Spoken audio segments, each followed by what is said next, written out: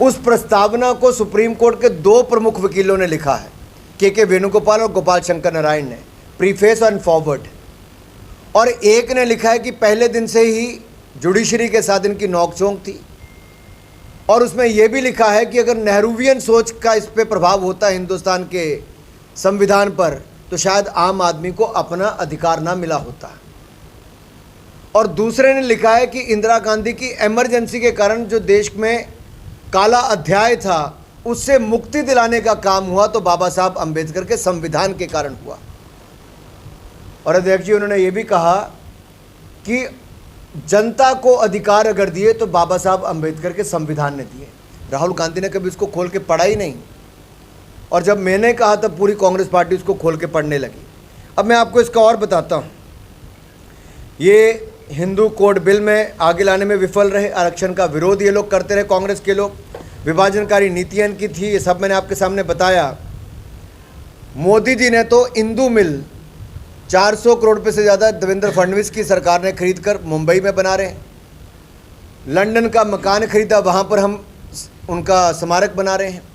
ऐसे दिल्ली में Ambedkar international centre conference के लिए हमने वो बना कर दिया, 15 जनपद पे हमने वहाँ पर। और यही नहीं, इनकी प्रतिमा को भी मुंबई में लगाया जा रहा है ताकि उसको समानता और न्याय का जो योगदान डॉक्टर भीमराव अंबेडकर का है उसकी प्रतिमूर्ति हम वहाँ पर दिखा सकें। अब आप देखिए, जो डॉक्टर भीमराव अंबेडकर जी कहते थे, अपने संविधान भी उन्होंने कहा, वो नरेंद्र मोदी की सरकार ने आकर किया। हाशिए पर पड़े हुए समुदायों को हमारी सरकार ने सिटीजनशिप अमेंडमेंट एक्ट, नागरिकता संशोधन अधिनियम, ये लाने का काम किया।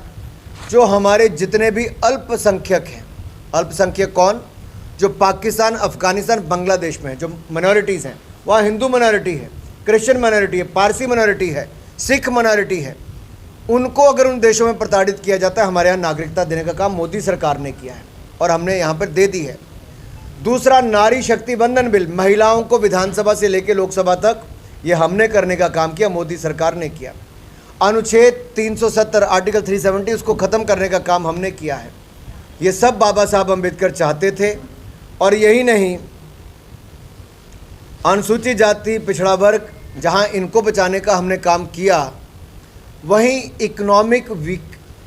इकोनॉमिकली वीकर सेक्शन जो EWS जो है, उनको भी 10% आरक्षण शिक्षा से लेकर नौकरियों तक, ये भी भारतीय जनता पार्टी ने किया है। अब जो आता है कि संविधान को तार तार किसने किया,